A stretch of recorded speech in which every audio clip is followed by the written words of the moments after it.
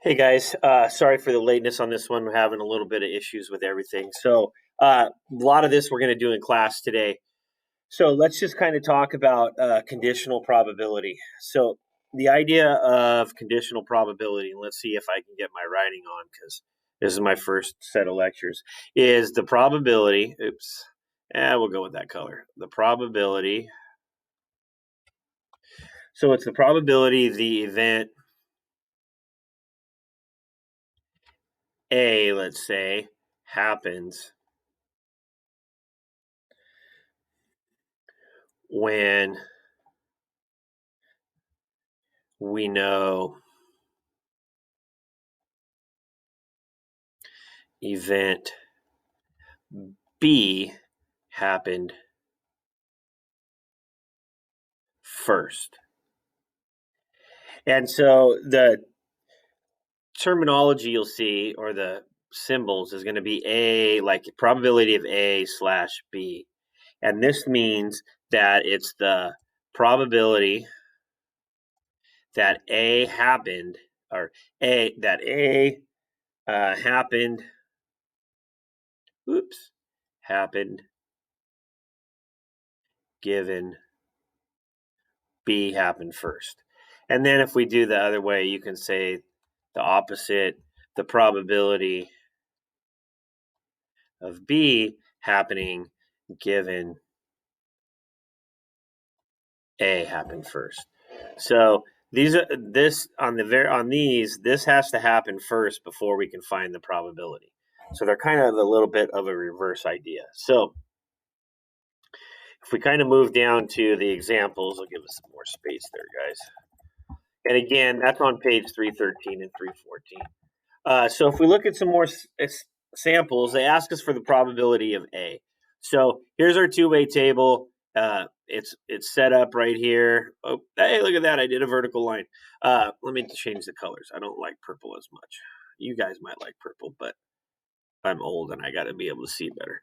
So probability of A. So the probability of A is the idea, the event is allergies. And then the probability of F is the probability for females. So those are our two events. So they want us to find the probability of A. So the probability of A is the females. So, I'm sorry, the probability of A is allergies. Sorry, I was looking at the wrong thing. Probability of A is allergies. So we look at allergies right here. So we look at, locked it up somehow. Let me see what's happening. There we go. We look right here. Oops, it's glitching. I'm gonna have to redo this. The probability of allergies is 18. Yep, we're gonna plow through this one, guys, and out of 40 because there's a total of 40. It's gonna glitch every time I touch it. So sorry about that. I have to restart if that to fix that. All right, so now the probability, the probability of A given F happens first. So when we look at this,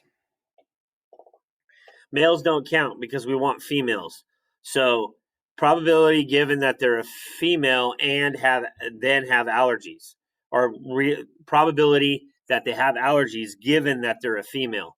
So if they have allergies, it's 10 out of 23. And if we reverse that, the probability that females, given that they have allergies. So the probability given females that they have allergies. So at that point, we don't care. We don't care if they don't have allergies. We only care if they have allergies and how many of them are females. So that would be 10 of 18. And yes, I know this is super irritating. It's really irritating to me. All right. So how can you tell if they are independent? If if the occurrence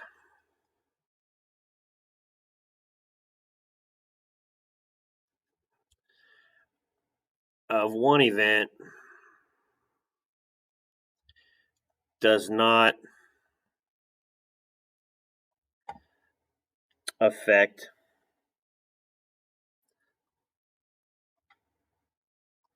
the outcome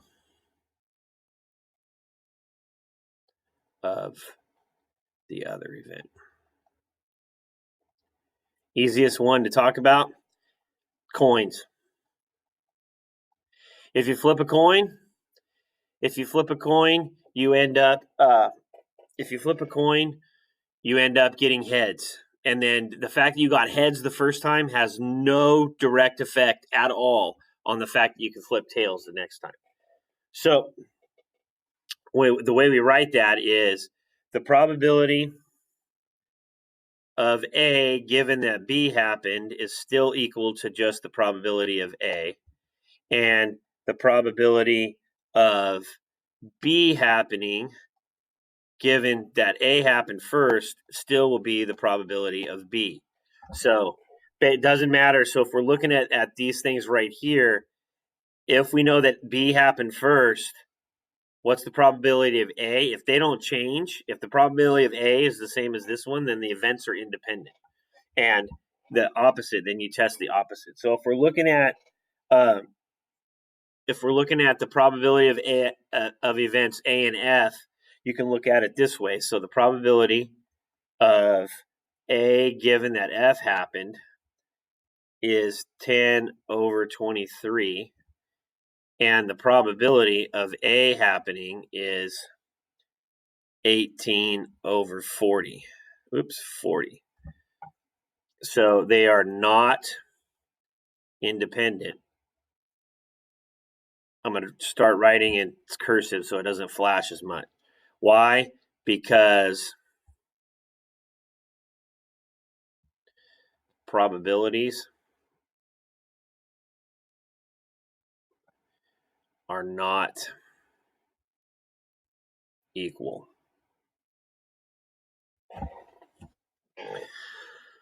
Okay, so here we go. What is the general multiplication rule? It is this. The probability of A and B is probability of A times the probability of B happening when A is already happening. Okay? It's not on the formula sheet, so this is a no, so it's not there. Okay, so this is where we get into tree diagrams. Okay, so when do you use them? When you're calculating a sequence. Whoops. Or when the second probability is conditional.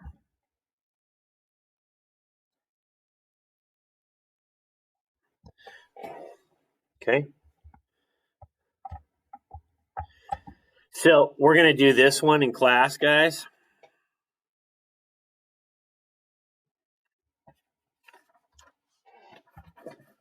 We're going to do this one in class. And so I'm going to get you through the actual notes parts and then the rest of it. So we got two more little things and then we're going to do it in class. So plus it's getting a little wild with the eyes. Oops. Hold on. Let me go back one. I misread my page. Hold on. I messed up on something. No, I didn't. Forget it. You're good. Okay, so when we're looking at independent events, there's some specific rules. This one's on the formula sheet, and it says the probability of A times B is equal to the probability of A times the probability of B. And this is for independent events. It only applies to independent events. Only. Okay? So,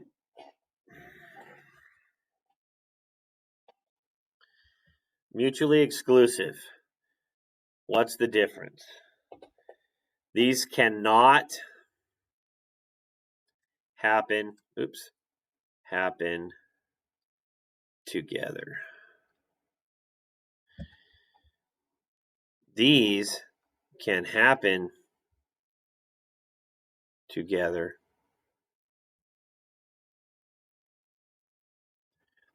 but do not affect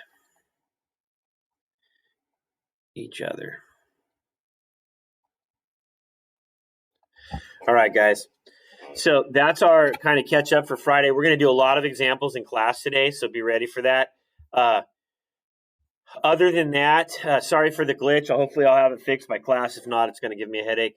But good job this week, and we'll see you soon.